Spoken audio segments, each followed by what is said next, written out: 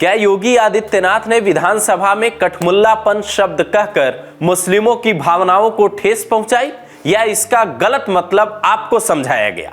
योगी ने यह बयान कोई पहली बार नहीं दिया है, लेकिन लोग भूल चुके हैं शायद। साल 2022 में एक इंटरव्यू में पहली बार योगी आदित्यनाथ ने सार्वजनिक तौर पर इस शब्द का इस्तेमाल किया और तब कहा था, कोई भी बच्ची स्वेच्छा से हिजाब नहीं पहनती। मैं भगवा पहनता हूं, पर मैं किसी पर थोपता नहीं। इस देश में औरतों के आगे बढ़ने में सबसे बड़ी बाधा कठमुल्लों की है। ये सुनते ही ओवैसी आग बबूला हो उठे और कहा, यह शब्द एक मुख्यमंत्री के मुंह से शोभा नहीं देता। ऐसे में यह समझना बेहद जरूरी है कि 2 साल बाद भी जब योगी आदित्यनाथ उसी शब्द को दोहराते हैं तो आखिर इसका मतलब क्या है।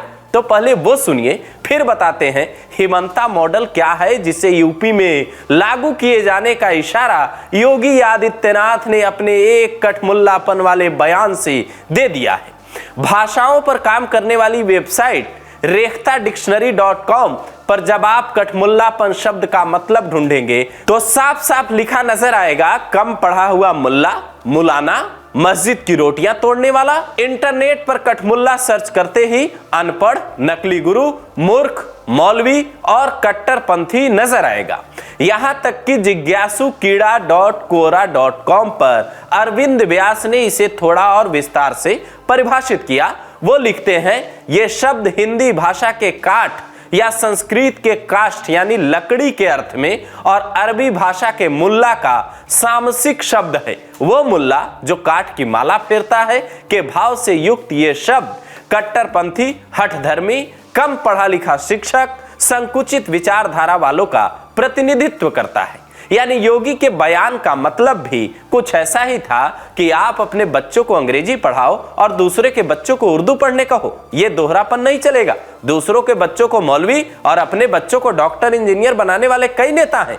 कश्मीर के पत्थरबाज प्रेमी नेताओं को देखिए। महबूबा मुफ्ती की बेटी इल्तिजा मुफ्ती लंदन से पढ़कर लौटी हैं। फारूक अब्दुल्ला के बेटे उमर अब्दुल्ला अच्छे कॉलेज से पढ़े लिखे हैं, फिलहाल जम्मू कश्मीर के सीएम भी।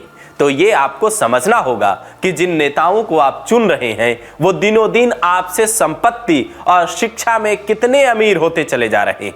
योगी ने जो बयान दिया उसकी दूरदर्शिता अगर देखें तो एक बात साफ है कि यूपी में नया मॉडल लागू हो सकता है। हालांकि सपा नेता आईपी सिंह ट्वीट कर एक नया दावा करते हैं। वो लिखते हैं, पीएम मोदी सितंबर 2025 में रिटायर होने वाले हैं, जिसे देखते हुए बीजेपी नेताओं में होड़ मची है कि कौन देश के मुसलमानों को ज्यादा अपमानित करता है। यूपी में लंबे वक्त से अवैध मदरसों पर कार्रवाई जारी है। आसाम के मुख्यमंत्री हेमंत बिस्वा शर्मा कहते हैं, सरकारी खर्चों पर मदरसों को नहीं चलाया जा सकता। मदरसे वही जगह है जहां से मौलवी और मौलाना तैयार होते हैं। यूपी के 16,500 मान्यता प्राप्त मदरसों में से 560 को ही उत्तर प्रदेश में आर्थिक मदद मिलती है, लेकिन योगी सरकार इस पर विचार कर सकती है। जिन मदरसों में पहले सिर्फ उर्दू पढ़ाई जाती थी, वहां अंग्रेजी और विज्ञान पढ़ाने का प्रयोग योगी सरकार ने बखूबी किया, जिसके नतीजे चुनावों में भी दिखने लगे।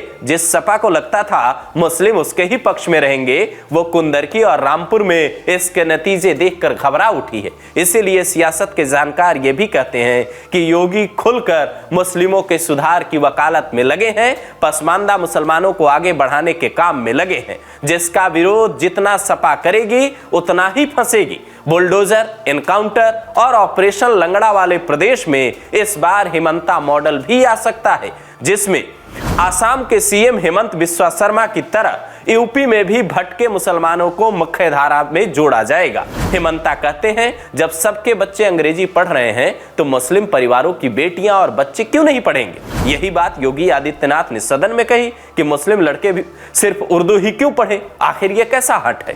हेमंता सरकार ने सरकारी सहायता प्राप्त करीब 1400 मदरसों को सरकारी स्कूल में बदल डाला है। यही काम यूपी में भी हो सकता है, क्योंकि योगी आदित्यनाथ ने जिस गुस्से में कहा है कि ये बच्चों को मौलवी बनाना चाहते हैं, देश को कठमुल्लापन की ओर ले जाना चाहते हैं, ये नहीं चलने वाला। यही इशारा करता है। जैसे मिट्टी में मिला दूंगा वाला बयान देकर योगी ने भू माफियाओं में खौफ पैदा कर दिया, ठीक वैसे ही कठमुल्लापन वाला बयान देश की सियासत में नया मोड़ ला सकता है।